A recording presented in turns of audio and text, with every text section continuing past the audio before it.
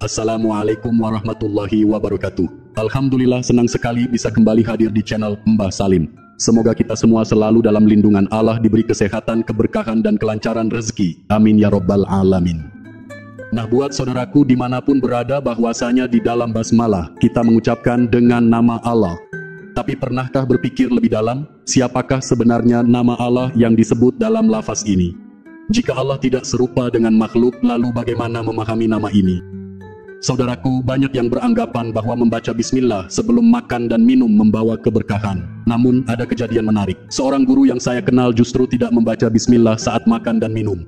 Hal ini tentu mengejutkan. Bukankah kita diajarkan untuk selalu memulainya dengan basmalah? Lalu, mengapa beliau melakukan itu? Banyak yang berpegang teguh bahwa setiap makan dan minum harus diawali dengan lafaz bismillah. Bahkan, orang yang paling durhaka sekalipun, selama masih beragama Islam, tetap dianjurkan membaca bismillahirrahmanirrahim sebelum makan, minum, atau memulai pekerjaan. Ini sudah menjadi pegangan para ulama. Namun, ada seseorang yang justru berpendapat berbeda. Ia berkata, saya tidak akan membaca bismillah sebelum makan dan minum. Bahkan, makanan dan minuman saya ini langsung disuapkan oleh Allah. Pernyataan itu tentu mengejutkan. Bagaimana mungkin seseorang yang menolak mengawali makan dengan bismillah justru mengaku makan langsung disuapkan oleh Allah? Lebih lanjut, ia menantang, sekarang coba bandingkan, mana yang lebih tinggi nilainya di sisi Allah? Mengawali makan dengan menyebut namanya, atau meyakini bahwa makanan dan minuman ini langsung diberikan olehnya? Saudaraku, setiap gerakan dalam hidup ini, termasuk ketika tangan menyuap nasi ke mulut, sejatinya terjadi atas kehendaknya. Ada yang berkeyakinan bahwa tangan itu sendiri digerakkan langsung oleh Allah, bukan oleh namanya. Jika masih ingin mengawalinya dengan menyebut nama Allah, itu adalah pilihan masing-masing. Tetapi ada rahasia yang lebih dalam di baliknya. Keyakinan seseorang terhadap keberadaan Tuhan dalam dirinya membawa pemahaman berbeda tentang basmalah. Jika benar Tuhan telah menyatu dalam diri, maka mengucapkan dengan nama Allah justru bisa dianggap sebagai bentuk pemisahan. Mengapa demikian? Ketika seseorang berkata dengan nama Allah, itu menunjukkan adanya dua entitas, dirinya dan Allah. Namun, jika benar-benar yakin bahwa Allah ada dalam dirinya, maka seharusnya tidak ada lagi pemisahan antara hamba dan Sang Pencipta.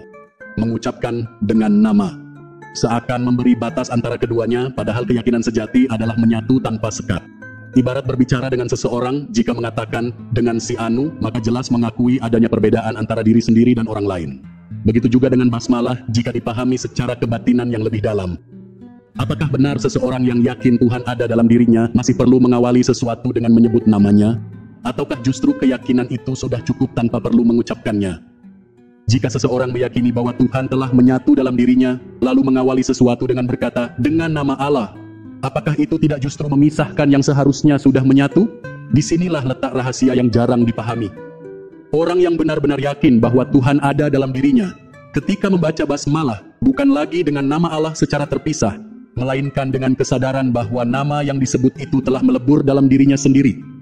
Bukan berarti ayat basmalah diubah atau ditambah-tambahi, tetapi ada cara khusus untuk merasakan penyatuan itu. Coba biasakan membaca Bismillahirrahmanirrahim, Bismillahirrahmanirrahim, Bismillahirrahmanirrahim. Lalu sebut nama diri sendiri satu kali setelahnya. Lakukan ini berulang sebanyak 786 kali.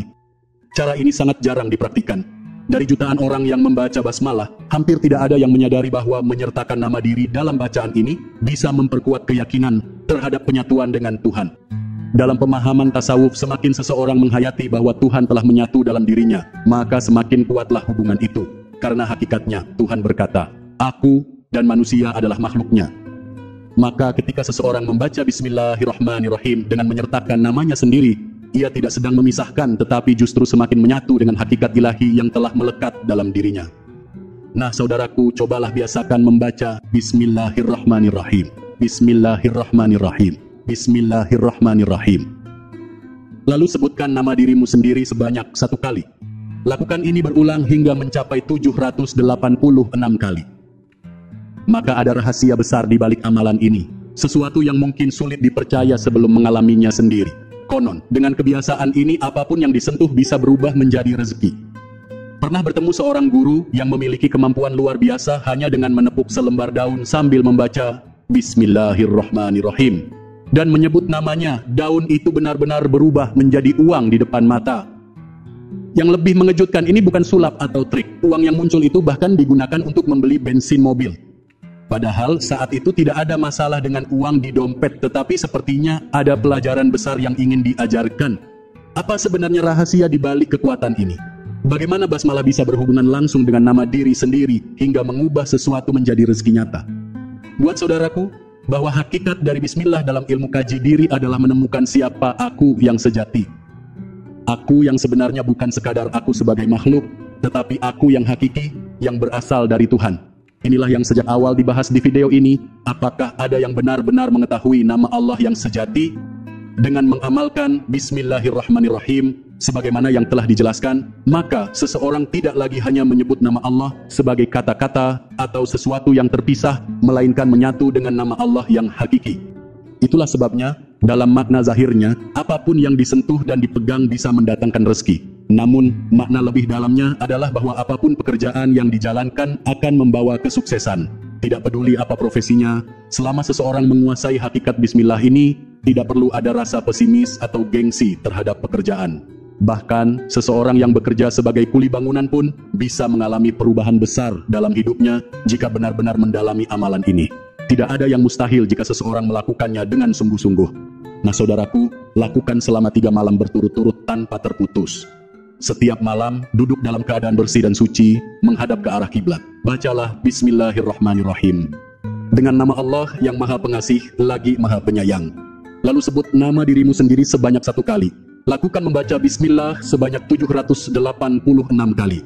Setiap kali menyebutnya, rasakan dan hayati bahwa nama tersebut bukan sekadar nama diri, tetapi sudah menyatu dengan hakikat nama Allah. Setelah selesai, berdoalah kepada Allah dengan penuh keyakinan, meminta rezeki, kemudahan, dan keberkahan dalam hidupmu.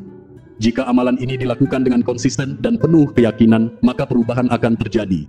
Rezeki akan datang dari jalan yang tidak disangka-sangka, pekerjaan akan membawa keberkahan, dan hidup akan menjadi lebih mudah, serta dipenuhi dengan ketenangan batin. Mudah-mudahan ini bermanfaat. Jika ada kekhilafan dalam penyampaian, mohon dimaafkan. Teruslah mencari ilmu dan mendekatkan diri kepada hakikat yang sejati. Salam maujud Mbah Salim. Wassalamualaikum warahmatullahi wabarakatuh.